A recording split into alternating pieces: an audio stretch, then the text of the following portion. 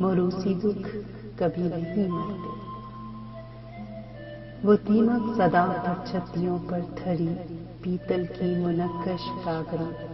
کارنس پر دھرے رنگین کانچ کے گلاسوں، یوم عاشور پر اکٹھی کی گئی مٹی کی ڈولیوں اور ٹھوٹھیوں،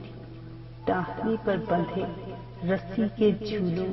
اور پساروں میں بچھے بڑے پلنگوں کے رنگین پایوں میں چھپے رہتے، اندھیری کوٹریوں میں دھرے بڑے جستی صندوقوں میں بھرے اجلے لحافوں، اس سے اٹھتی فینائل کی خوشبو، نواری چارپائیوں پر بچھی سوتی چادروں پر ریشمی دھاگوں سے کاٹھی گئی پھول پتیوں، کروشیے سے بنی پیلی پٹی سفید جھالر کے کندنوں، مٹی سے لپی ٹھنڈی دیواروں پر ٹنگے بوڑھے فریموں اور آنگن میں آگے بیری کے پیڑوں پر لٹکے رہتے ہیں۔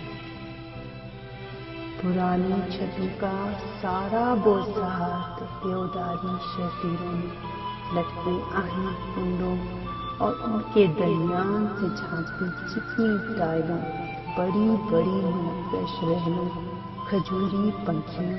اور مسلوں، لکڑی کے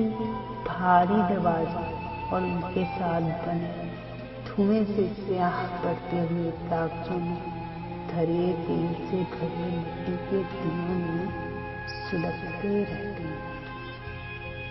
شہری میں ابھرنے والے نکاروں کی آوازوں،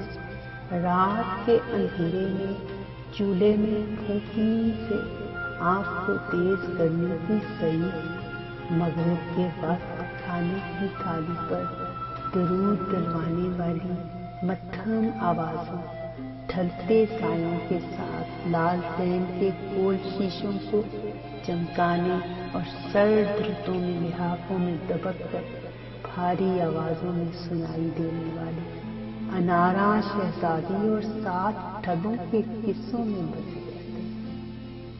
موروثی دکھ کبھی نہیں مرتے۔ وہ یادوں کی چاٹی میں درد بلوتے ہیں، پچھتاووں کی جھاگ کے ساتھ مدھانی سے چمٹے نرم مکھن، نمکین لسی، اصلی گھی میں تر بتر پراٹھوں اور ان پر دھری آم کے اچار کی بانکوں، کام چینی کے پرانے فوجی مگوں، گیس کے بڑے بڑے ہنڈولوں، کھرولی کی چمکیلی پنیوں، پالکی کے رنگین پردوں، چھتوں سے ابھرتے رخصتی کے گیتوں، بڑے بڑے کڑاہوں میں پکتے حلوے اور مٹی کے پیالوں میں پروسی گئی چائے کی چسکیوں میں چھپے رہتے ہیں۔ موروثی دکھ کبھی نہیں مرتے۔ ہمیں مٹی میں اتارنے کے بعد بھی نہیں۔